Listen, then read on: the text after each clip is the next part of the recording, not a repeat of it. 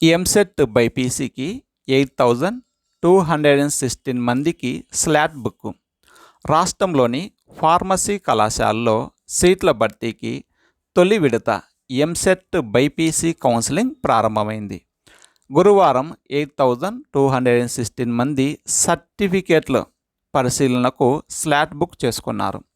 సర్టిఫికేట్లు పరిశీలించుకున్న విద్యార్థులు ఈ నెల అనగా నవంబర్ 21, 22 తేదీల్లో నిర్వహించే వెబ్ కౌన్సిలింగ్లో పాల్గొని తమకు నచ్చిన కాలేజీల్లో సీట్లు ఎంపిక చేసుకోవాలని EAMCET admission committee convener Naveen Mittal సూచించారు.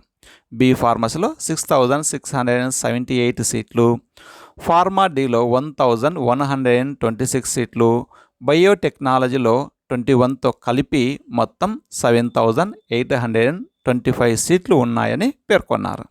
నెక్స్ట్, ప్రభుత్వ జూనియర్ కాలేజీలో 80,000 అడ్మిషన్స్. రాష్ట్రంలోని ప్రభుత్వ జూనియర్ కళాశాలల్లో అడ్మిషన్ల జోరు కొనసాగుతున్నది. ఇప్పటికే 80,000కు పైగా అడ్మిషన్లు పూర్తయినట్లు ఇంటర్ బోర్డు వర్గాలు తెలిపాయి.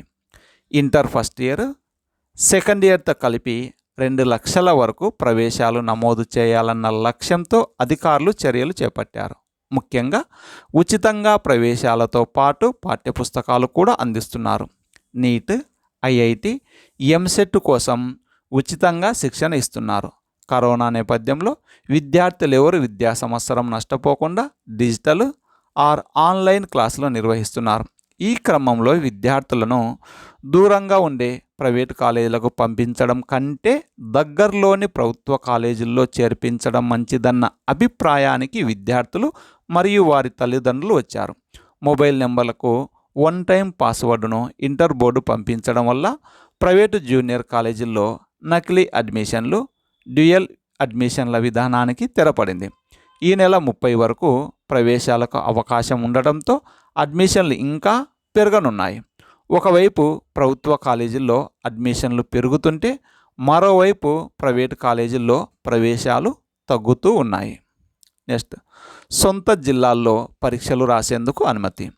కరోనా నేపథ్యంలో ఉపాధ్యాయ విద్యను అభ్యసిస్తున్న డిఎడ్ విద్యార్థులకు తమ సొంత జిల్లాల్లోనే పరీక్షలు రాసుకునే వెసులుబాటు కల్పించాలని ఏబీవీపీ నాయకులు ప్రభుత్వాన్ని కోరారు. ఈ మేరకు గురువారం ప్రభుత్వ పరీక్షల విభాగం డైరెక్టర్ సత్యనారాయణ రెడ్డిని కలిసి వినతి పత్రాన్ని సమర్పించారు. దీనిపై స్పందించిన అధికారులు విద్యార్థులు దరఖాస్తు చేసుకుంటే వారి సొంత జిల్లా కేంద్రాల్లో పరీక్షలు రాసేందుకు అనుమతిస్తామని పేర్కొన్నారు. డిఎడ్ పరీక్షలు రాస్తున్న వారికి శుభవార్త. ఏబీవీపీ చొరవతో హామీ ఇచ్చిన అధికారులు.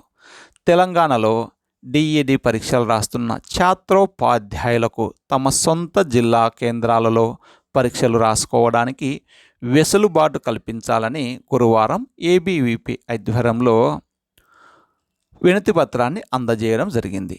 ఈ సందర్భంగా తెలంగాణ రాష్ట్రంలో డిఈడికి సంబంధించిన పరీక్షల షెడ్యూల్ను ఈ నెల 26 నుండి ఇవ్వడం జరిగింది. కరోనా కారణంగా ఛాత్రోపాధ్యాయులకు అందరూ కూడా తమ సొంత గ్రామాలకు వెళ్ళిన పరిస్థితుల్లో ప్రస్తుతం మొదటి మరియు రెండవ సంవత్సరం కలిపి నిర్వహిస్తున్న నేపథ్యంలో దాదాపు 15 రోజుల పాటు గ్రామాల నుండి వచ్చి పరీక్షలు రాయడం తీవ్ర ఇబ్బందికరమైనది. కాబట్టి ఈ ఇబ్బందులను దృష్టిలో ఉంచుకొని విద్యార్థులకు వెసులుబాటు ఉండే విధంగా వారి వారి సొంత జిల్లా కేంద్రాలలో పరీక్ష కేంద్రాలను ఏర్పాటు చేయాలని కోరగా స్పందించిన అధికారులు వారి సొంత జిల్లా కేంద్రాలలో పరీక్షలు రాయడానికి అనుమతి ఇస్తామని, ఆ విద్యార్థులు దరఖాస్తు చేసుకుంటే వారు రాస్తామన్న జిల్లా కేంద్రంలో పరీక్ష రాసేందుకు అనుమతిస్తామని తెలిపారు. ఈ కార్యక్రమంలో state joint secretary Jeevan, city technical cell convener Thota Srinivas పాల్గొన్నారు. నెక్స్ట్,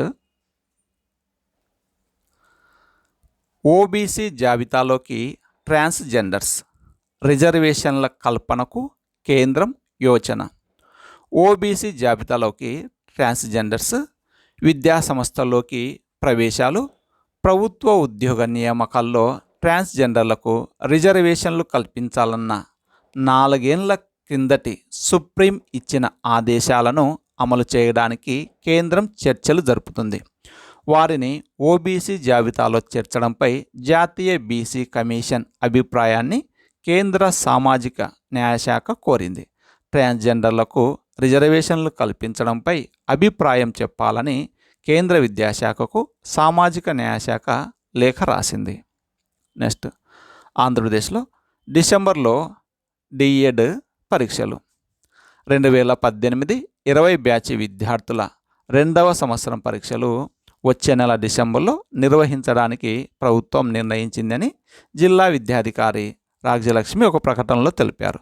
రెగ్యులర్ విద్యార్థులతో పాటు ఇంతకుముందు బ్యాచ్లో ఫెయిల్ అయిన వారు కూడా పరీక్షలకు హాజరు కావచ్చని చెప్పారు.